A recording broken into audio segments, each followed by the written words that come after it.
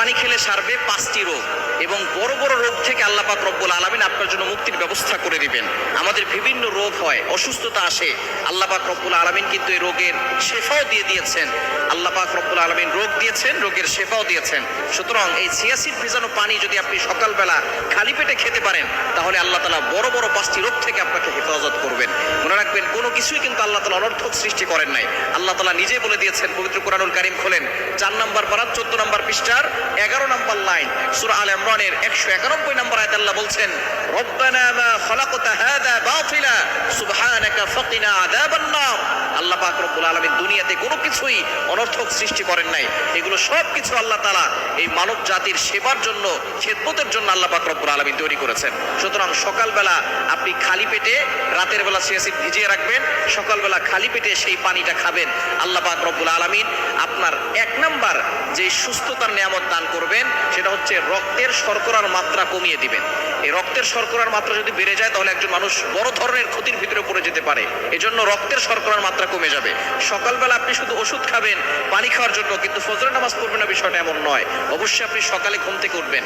এই সকালটা কিন্তু বরকত নয়।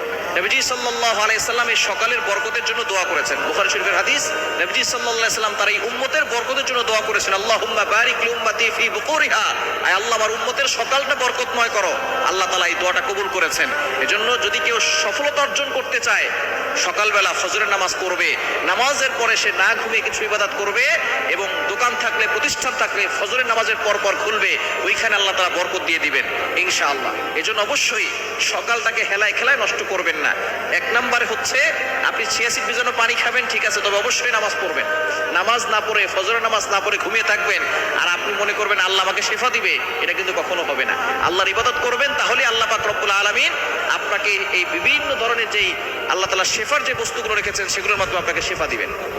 1 নম্বর হচ্ছে আপনার রক্তের শর্করার মাত্রা কমে যাবে। 2 নম্বর, এই চিয়া সিড ভিজানো পানি খেলে হজম শক্তি বৃদ্ধি পাবে। অনেকের হজম শক্তি কম, যার কারণে আস্তে আস্তে বিভিন্ন পেটের সমস্যা হয়, হজম হয় না, বমি হয়, এরপরে আস্তে আস্তে কোষ্ঠকাঠিন্য রোগ হয়, এবং শেষ পর্যন্ত দেখা যায় পাইলসের সমস্যা হয়ে যায়।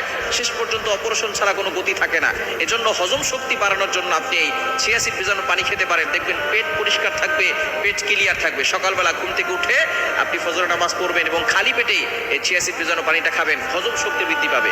3 নাম্বার, ওজন কমাতে সাহায্য করবে। এখন বর্তমানে আমরা ফাস্টফুডের খাবার, ভাজা পোড়া খেতে খেতে বর্তমানে আমাদের এমন অবস্থা হয়ে গেছে যে আমরা ওজন এতটা বেড়ে গেছে, যার যতটুকু ওজন থাকা দরকার তার থেকে ডবল বেড়ে গেছে, যার কারণে ইবাদত করতে কষ্ট হয়ে যায়। যখন আপনার ওজন বেড়ে যাবে, তখন আপনি নামাজ পড়তে পারবেন না, নামাজ পড়তে কষ্ট হয়ে যাবে। সেজদা 1 বার দিবেন, 2 বার দিতে পারবেন না।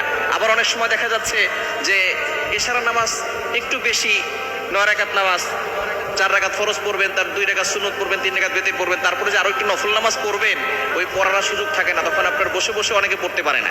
এজন্য ওজনটাকে কমাবেন এবং শরীর ফিট রাখবেন। সাহাবায়ে কেরাম শরীর ফিট রাখতেন। নবীজি সাল্লাল্লাহু আলাইহি সাল্লামের শরীর খুব ফিট ছিল, এজন্য শরীরটাকে ফিট রাখবেন।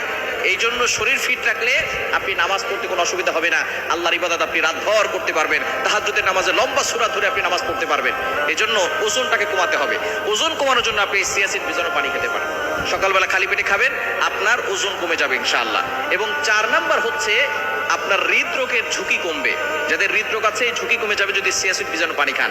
এবং 5 নাম্বার, মোস্ট ইম্পর্টেন্ট, ত্বকটাকে সুন্দর রাখবে। ত্বকে বিভিন্ন ধরনের দাগ হতে পারে, অথবা ত্বকে অ্যালার্জি থাকতে পারে, বিভিন্ন সমস্যা থাকতে পারে। এই ত্বকটাকে সুন্দর রাখবে, ভালো রাখবে চিয়া সিড ভিজানো পানি খেলে। এই জন্য উপরেরটাও ঠিক থাকবে, আপনার ভিতরে সবকিছু ঠিক থাকবে। এই যদি আপনি চিয়া সিড ভিজানো পানি সকালবেলা খেতে পারেন, এই চিয়া সিড ভিজানো পানি খাবেন, যদি সাথে সূরা ফাতিহা পড়ে ফু দিতে পারেন, তাহলে তো নূরুন আলা নূর, আরো বেশি উপকার হবে। সূরা ফাতিহার ভিতরে আল্লাহ তাআলা শিফা দিয়ে দিয়েছেন।